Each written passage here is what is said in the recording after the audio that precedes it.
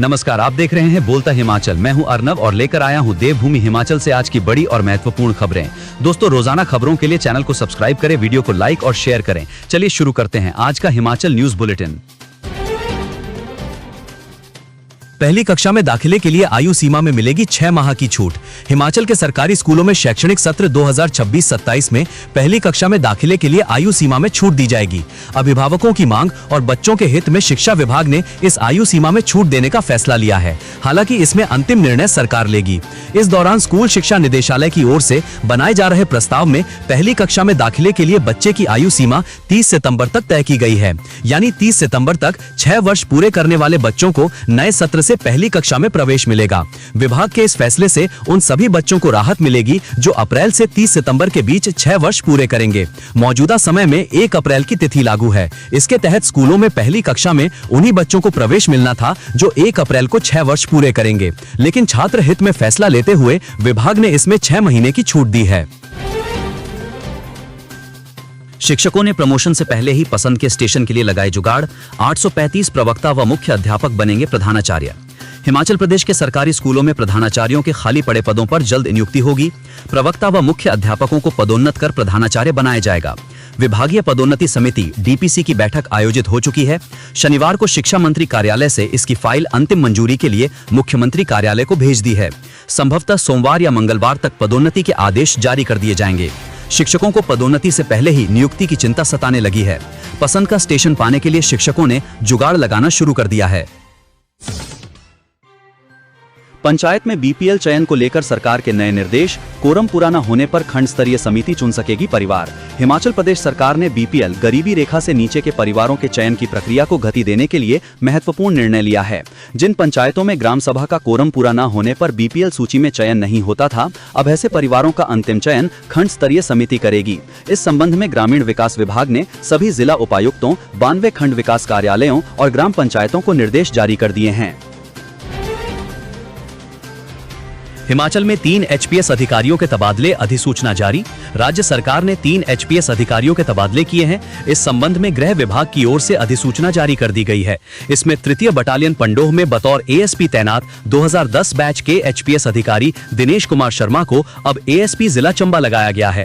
DSP legal agency road safety cell 2013 batch के HPS अधिकारी दुष्यंत सरपाल को एएसपी के पद के विपरीत DSP cyber crime police station Shimla में तैनात किया है और यहां पर तैनात वर्ष 2016 बैच के एचपीएस अधिकारी को उनके विपरीत DSP police legal agency road safety cell निदेशालय ट्रांसपोर्ट शिमला में स्थानांतरित किया गया है। सनवारा टोल प्लाजा पर शनिवार रात से संशोधित टोल शुल्क लागू। सनवारा टोल प्लाजा पर शनिवार रात 12 बजे से संशोधित टोल शुल्क लागू कर दिया गया है। नई टोल दरों के अनुसार कार, जीप, वैन व हल्की मोटर गाड़ी के लिए एक तरफा यात्रा शुल्क 110 रुपए, 24 घंटे में वापसी शुल्क 165 रुपए, 50 यात्राओं का मासिक पास 3675 रुपए तथा जिले में पंजीकृत व्यावसायिक वाहनों के लिए 55 रुपए शुल्क तय किया गया है।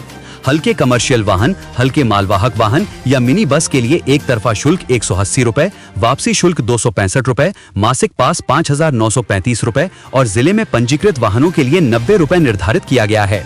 बस व ट्रक 2 एक्सल के लिए एक तरफा 375 रुपए, वापसी 560 रुपए, मासिक पास 12,440 रुपए और जिले में पंजीकृत कमर्शियल वाहनों के लिए 185 रुपए शुल्क देना होगा। एसएमसी शिक्षकों को जॉब ट्रेनी के रूप में मिलेगी नियुक्ति। विभाग में समायोजित होने के बाद मिलने वाला वेतन भी तय। हिमाचल प्रदेश के सरकारी स्कूलों में एसएमसी के तहत तैनात 1427 शिक्षकों को एलडीआर कोटे के तहत विभाग में समायोजित होने पर जॉब ट्रेनी के रूप में नियुक्ति मिलेगी। स्कूल शिक्षा विभाग ने इसके लिए प्रक्रिया शुरू कर दी है। विभाग ने प्रदेश स्कूल शिक्षा बोर्ड को इसके लिए परीक्षा आयोजित करने के निर्देश जारी कर दिए हैं। शिक्षकों का वेतनमान भी तय कर दिया है। इन पदों पर TGT, arts, non medical, medical, Shastri, drawing master, DM, भाषा अध्यापक, एलटी और जेबीटी शामिल हैं। सचिव शिक्षा विभाग राकेश कंवर ने शुक्रवार को निदेशक स्कूल शिक्षा विभाग आशीष कोहली को पत्र जारी किया है। कॉलेजों में मार्च अप्रैल में होंगी अंडर ग्रेजुएट की वार्षिक परीक्षाएं। परीक्षा फॉर्म भरने की डेट जारी। हिमाचल प्रदेश विश्वविद्यालय एचपीयू से संबद्ध कॉलेजों में स्नातक यूजी स्तर की वार्षिक परीक्षाएं मार्च-अप्रैल 2026 से शुरू होंगी। इसके लिए बीए, बीएससी, बीकॉम और शास्त्री कक्षाओं के प्रथम, द्वितीय और तृतीय वर्ष के छात्रों के लिए ऑनलाइन परीक्षा फॉर्म भरने की प्रक्रिया शुरू कर दी गई है। छात्र 10 जनवरी 2026 तक बिना किसी विलंब शुल्क लेट फीस के विश्वविद्यालय की वेबसाइट पर अपना परीक्षा फॉर्म भर सकते हैं। इस तारीख के बाद आवेदन करने पर नियमानुसार लेट फीस वसूली जाएगी। हिमाचल सरकार ने 3 वर्षों में अपने संसाधनों से कमाए 26,683 करोड़ रुपए। सीएम सुक्खू। मुख्यमंत्री सुखविंदर सिंह सुक्खू ने कहा कि हिमाचल प्रदेश सरकार ने पिछले 3 वर्षों में अपने संसाधनों से 26,683 करोड़ रुपए का राजस्व अर्जित किया है, जो पिछली भाजपा सरकार के औसत राजस्व से 3,800 करोड़ रुपए अधिक हैं। सत्ता में आने के बाद राज्य सरकार ने शराब के ठेकों के लिए नीलामी सह निविदा प्रणाली लागू की, जिससे 5,408 करोड़ रुपए का राजस्व प्राप्त हुआ, जबकि पिछली सरकार के कार्यकाल में ये आय केवल 1114 करोड़ रुपए थी। भाजपा सरकार ने ठेकों की नीलामी नहीं की और केवल लाइसेंस शुल्क में 10% वार्षिक वृद्धि के साथ नवीनीकरण की नीति अपनाई। ठेकों की नीलामी से राज्य कोष में उल्लेखनीय वृद्धि हुई है, जो भाजपा शासनकाल में कभी देखने को नहीं मिली। मुख्यमंत्री सुखविंदर सिंह सुक्खू ने शिमला से जारी बयान में कहा कि वर्तमान सरकार को विरासत में मिले कर्ज को चुकाने के लिए लगभग 70% आय का वहन करना पड़ रहा है, जिसमें 12,266 करोड़ रुपए ब्याज और 8,087 करोड़ रुपए मूलधन शामिल हैं। अब तक सरकार की तरफ से लिए गए 29,046 करोड़ रुपए के ऋण में से केवल 8,693 करोड़ रुपए ही विकास कार्यों के लिए उपलब्ध हो पाए हैं। अनुशासनहीनता और अवज्ञा पड़ी भारी, प्रोबेशनरी असिस्टेंट प्रोफेसर बर्खास्त। डॉक्टर वाईएस परमार उद्यानिकी एवं वानिकी विश्वविद्यालय नौणी सोलन प्रशासन ने जिला सिरमौर के धौलाकुआं स्थित क्षेत्रीय उद्यानिकी अनुसंधान एवं प्रशिक्षण केंद्र में प्रोबेशन पर कार्यरत assistant professor plant physiology doctor Sanjeev Kumar Sanyal की सेवाएं तत्काल प्रभाव से समाप्त बर्खास्त कर दी हैं। विश्वविद्यालय प्रशासन ने ये सख्त कार्रवाई असिस्टेंट प्रोफेसर के प्रोबेशन अवधि में उनका कार्य आचरण असंतोषजनक पाने सहित अन्य कारणों के चलते अमल में लाई है। इस संबंध में नौणी विश्वविद्यालय के उपकुलपति की तरफ से लिखित आदेश जारी किए गए हैं। बता दें कि इससे पहले असिस्टेंट प्रोफेसर को सस्पेंड भी किया जा चुका था, लेकिन अब उन पर सीधे बर्खास्तगी की गाज गिरी है। हिमाचल के पूर्व deputy drug controller Kapil Dhiman के खिलाफ ईडी ने दायर की चार्जशीट, रुतबे से बनाई अपराध की कमाई। हिमाचल प्रदेश में प्रवर्तन निदेशालय ने दवा बनाने के लाइसेंस जारी करने और रिन्यू करने के लिए रिश्वत लेने के मामले में शिमला की स्पेशल कोर्ट में पूर्व deputy drug controller drug licensing authority के खिलाफ चार्जशीट दायर कर दी है। प्रवर्तन निदेशालय शिमला ने prevention of money laundering act 2002 के प्रावधानों के तहत पूर्व deputy drug controller Kapil Dhiman और अन्य के खिलाफ स्पेशल कोर्ट में प्रोसिक्यूशन कंप्लेंट दायर की है। इससे पहले उक्त अधिनियम के तहत जांच के दौरान ईडी ने 12 जनवरी 2022 के एक प्रोविजनल अटैचमेंट आदेश के जरिए कपिल धीमान और उनके परिवार के सदस्यों की 2.07 करोड़ रुपए की चल और अचल संपत्तियों को भी अस्थायी रूप से कुर्क किया था। ईडी ने हिमाचल प्रदेश के सोलन में state vigilance and anti corruption bureau द्वारा प्रिवेंशन ऑफ करप्शन एक्ट 1988 और भारतीय दंड संहिता की विभिन्न धाराओं के तहत कपिल धीमान, तत्कालीन deputy drug controller drug licensing authority Solan के खिलाफ दर्ज प्राथमिकी के आधार पर जांच शुरू की थी। बिलासपुर में स्कूल से लौट रहे बच्चे के अपहरण का प्रयास, वैन में मास्क पहनकर आए थे अनजान लोग। हिमाचल प्रदेश के जिला बिलासपुर में एक सनसनीखेज मामला सामने आया है। सदर थाना बिलासपुर के तहत लखनपुर में स्कूल से घर जा रहे एक बच्चे के अपहरण का प्रयास किया गया। नकाब पहनकर पहुंचे लोगों से बच्चे ने हाथ छुड़ाया और भागकर जान बचाई। स्वजन ने इसको लेकर पुलिस के पास शिकायत दर्ज करवाई है। पीड़ित की मां ने बताया कि गत वीरवार को उसका 6ठी कक्षा में पढ़ने वाला बेटा स्कूल से घर जा रहा था।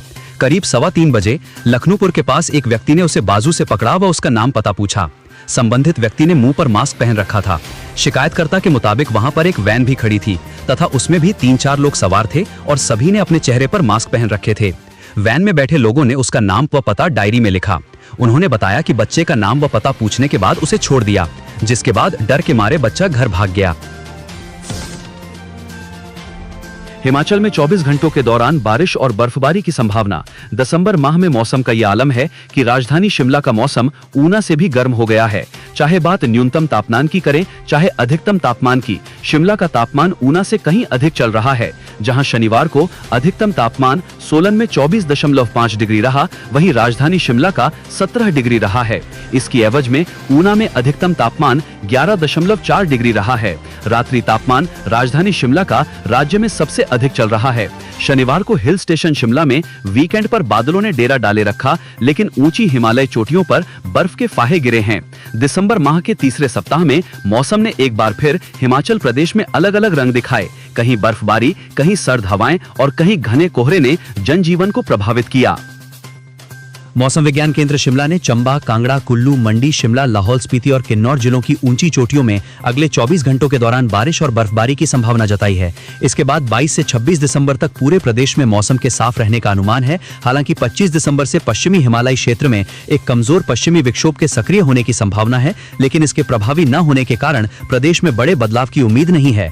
ठंड के बावजूद पर्यटन स्थलों पर सैलानियों की आवाजाही बनी हुई है। शिमला और मनाली में बड़ी संख्या में पर्यटक बर्फबारी की उम्मीद लेकर पहुंच रहे हैं। प्रतिवर्ष की तरह इस बार भी सैलानी क्रिसमस पर व्हाइट क्रिसमस की आस लगाए बैठे हैं, लेकिन मौसम विभाग के अनुसार 25 दिसंबर को शिमला और मनाली में बर्फबारी की संभावना नहीं है। झूठे बयानों से नहीं, आर्थिक सुधारों से मजबूत होगी प्रदेश की आर्थिकी। जयराम। पूर्व मुख्यमंत्री एवं नेता प्रतिपक्ष जयराम ठाकुर ने आरोप लगाया है कि मुख्यमंत्री सिर्फ झूठी बयानबाजी कर रहे हैं। उन्होंने कहा कि झूठे बयानों से नहीं, आर्थिक सुधारों से प्रदेश की आर्थिकी मजबूत होगी। उन्होंने कहा कि मुख्यमंत्री सरकार के 3 वर्ष के जश्न में लोगों के सामने 3 उपलब्धियां तक नहीं गिनवा पाए। जयराम ठाकुर ने शिमला से जारी बयान में आरोप लगाया कि सरकार के पास न तो कोई ठोस योजना है और न ही प्रदेश की बिगड़ती अर्थव्यवस्था को सुधारने के लिए कोई गंभीर पहल की जा रही है। सरकार हर जगह सिर्फ हिमाचल को आत्मनिर्भर बनाने की बात कर रही है, लेकिन इसके लिए उसके पास कोई योजना नहीं है। यहाँ तक कि पूर्व की सरकारों द्वारा इस दिशा में किए गए प्रयासों को भी धराशायी कर दिया है। उन्होंने आरोप लगाया कि कांग्रेस ने सत्ता में आने से पहले उद्योगों को बढ़ावा देने और रोजगार सृजन के बड़े बड़े वादे किए थे जो सिरे नहीं चढ़े। हाईकोर्ट ने कहा, अधिक मेधावी होने पर आरक्षित श्रेणी के उम्मीदवार को नहीं हो सकता नुकसान। हिमाचल प्रदेश हाईकोर्ट ने एक महत्वपूर्ण कानूनी व्यवस्था देते हुए स्पष्ट किया है कि यदि कोई आरक्षित श्रेणी का उम्मीदवार अपनी योग्यता के बल पर सामान्य श्रेणी में चुना जाता है तो उसे उसकी पसंद का जिला या पद आवंटित करने में नुकसान नहीं होना चाहिए। न्यायाधीश ज्योत्सना रेवॉल दुआ की अदालत ने इस संबंध में एक याचिका को स्वीकार करते हुए शिक्षा विभाग को कड़े निर्देश जारी किए हैं कि याचिकाकर्ता को शिमला के स्थान पर तुरंत सोलन जिला आवंटित किया जाए। याचिकाकर्ता को सोलन जिले में वही वरिष्ठता प्रदान की जाए जो उन्हें शिमला में नियुक्ति के समय मिली थी। हाईकोर्ट ने विभाग को 8 सप्ताह के भीतर नए नियम या निर्देश बनाने का आदेश दिया है, जिससे भविष्य में किसी भी मेधावी आरक्षित उम्मीदवार को सामान्य श्रेणी में शिफ्ट होने पर जिला आवंटन में नुकसान न उठाना पड़े। हिमाचल प्रदेश हाईकोर्ट के आदेश। 9 साल तक आदेश न मानने पर अफसरों पर 5 लाख जुर्माना, वसूली सचिव से होगी। हिमाचल प्रदेश हाईकोर्ट ने अदालती आदेशों की तामील में देरी करने वाले अधिकारियों को कड़ा संदेश दिया है। 9 साल पुराने मामले में आदेश लागू न करने पर अदालत ने संबंधित विभाग के अधिकारियों पर 5 लाख रुपए का जुर्माना लगाया है। न्यायाधीश अजय मोहन गोयल की अदालत ने कहा कि शुरुआत में बागवानी विभाग के प्रधान सचिव सी पाल रासू को ये जुर्माना राशि याचिकाकर्ता को अदा करना होगी। इसके बाद सचिव उन अधिकारियों की पहचान करेंगे जिनकी लापरवाही से ये देरी हुई और उनसे ये राशि वसूली जाएगी।